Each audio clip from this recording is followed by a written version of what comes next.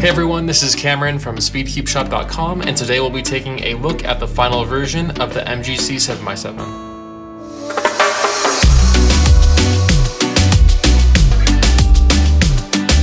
So as we unbox the final version of the Mgc 7x7, I also want to talk a little bit about what YJ's general direction is with the Mgc lineup and kind of my opinion on it overall. So the packaging is very standard of what we typically see out of the Mgc lineup. Nice white box with a sleeve, and we have the accessory box, which I guess I was getting a little anxious to break into the cube, but this one actually does have something new in it. So we have the typical extra springs, but we have this new kind of cube stand, which is a collapsible cube stand. So they come in this highlighter yellow and this kind of royal blue, at least for my test sample. And these are going to come together sort of, well, actually I don't, oh, there we go. Yeah, so they're just gonna hook together like so, and they will form a cube stand. Well, yeah, there we go. Honestly, it's a really cool design. It has a nice feature.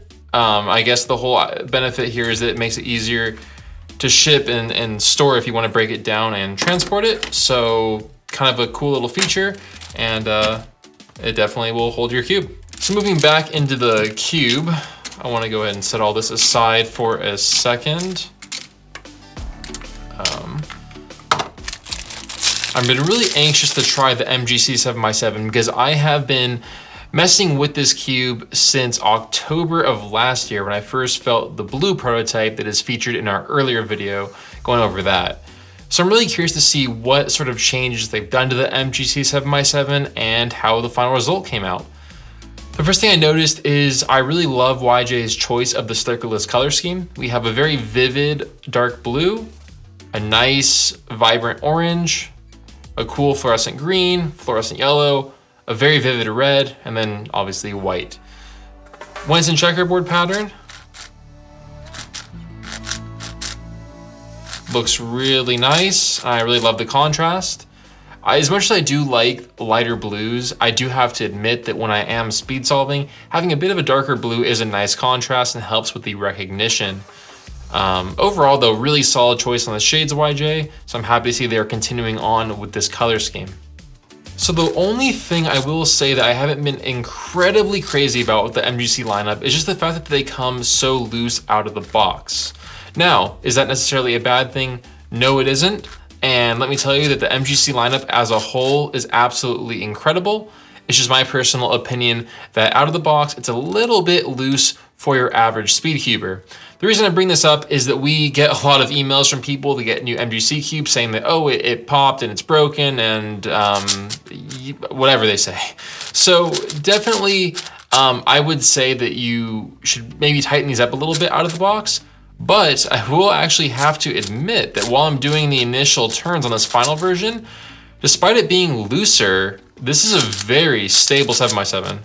And honestly, I have to give YJ just a ton of props that they have succeeded, and I think competing with other flagships like the Spark and the Alfu, and that really isn't something that's easy to do. And considering the price point that they're bringing with the Mgc lineup, it really is impressive. There are a few professional cubers I know that actually do main the Mgc cubes as their favorite kind of cubes, so it really is a preference thing. From what I can tell with the Mgc 7x7, it's really fast out of the box. It's one of the faster 7x7s I've ever felt, which is great if you're a fan of that. But the really nice thing about that is, in my opinion, it's better to start off fast and be able to slow down the cube slightly with something like Galaxy lubricant, or vice versa, speed up with something like Martian or Lunar lubricant. So definitely starting off with a fast canvas, so to speak, is in my opinion the way to go. It's a lot easier to slow down a cube than it is to speed it up.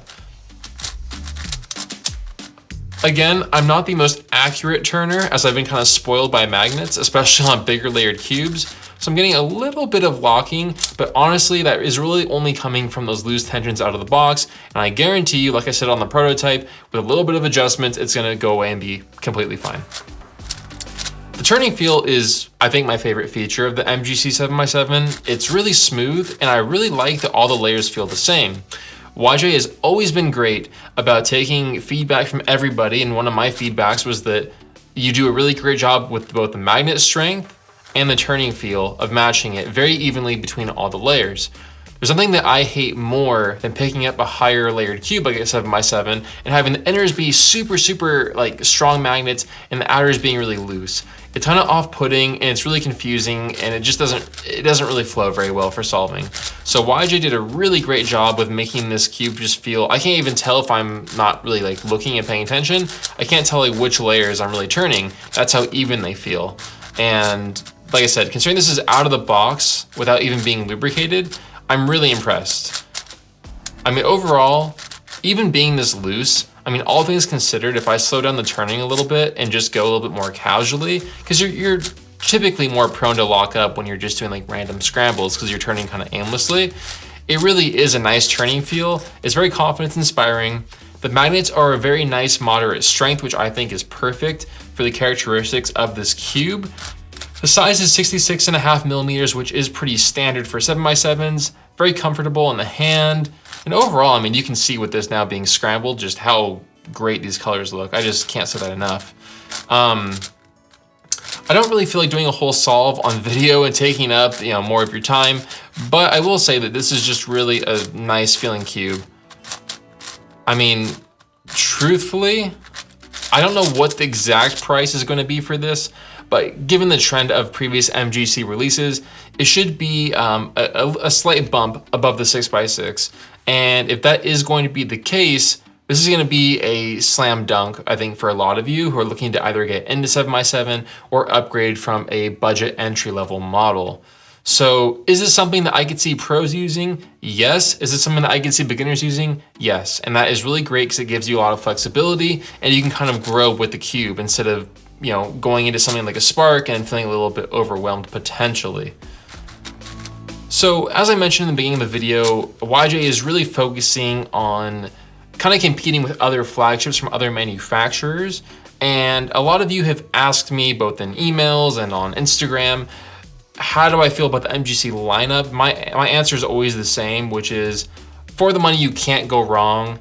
And depending on what your turning style or desired feel is, it can be very competitive with other flagship cubes. So ultimately, the MGC 7x7 is set to release sometime this month. We will have it available for pre-order and for sale at SpeedCubeShop.com in the very near future. I hope you all enjoyed this video. If you have any questions about the MGC 7x7, let me know in the comment section down below. And my question of the day for you is, do you prefer black or stickerless plastic? Let me know in the comment section down below, and I'll see you in the next video. So I was actually in the process of solving the MGC 7x7 after filming the video, and I realized I completely forgot to talk about the corner cutting. It's just something that is so frequently talked about and kind of so redundant that it kind of lost my mind. So let's go ahead and talk about that really quickly.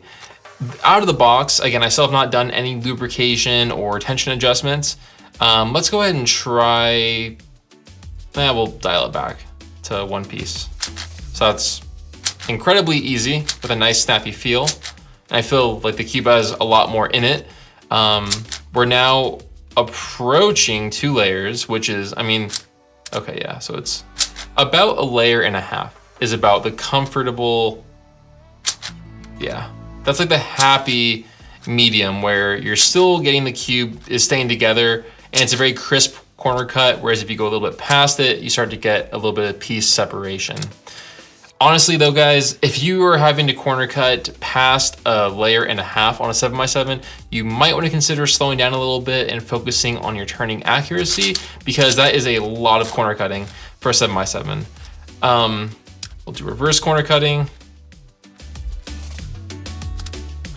So interestingly enough, the reverse corner cutting is actually where the MGC 7x7 seems to be a bit lacking. So again, it's about a little bit less than half of a layer, but I don't really find myself relying too much on the reverse corner cutting. So I think that the fact that the MGC 7x7 can corner cut so much that kind of makes up for it, as well as just the overall feel and speed. This is still a fantastic 7x7, and that's why I kind of forgot about the corner cutting. Is I don't really think at this point with modern cubes, I mean, there's really no modern cube that comes out that can't corner cut well. It's kind of like a prerequisite at this point. So I almost feel more inclined to only talk about corner cutting if by some freak chance a cube comes out that can't corner cut well. So that is my little corner cutting segment. I hope that you enjoyed, and for real this time, I will see you in the next video.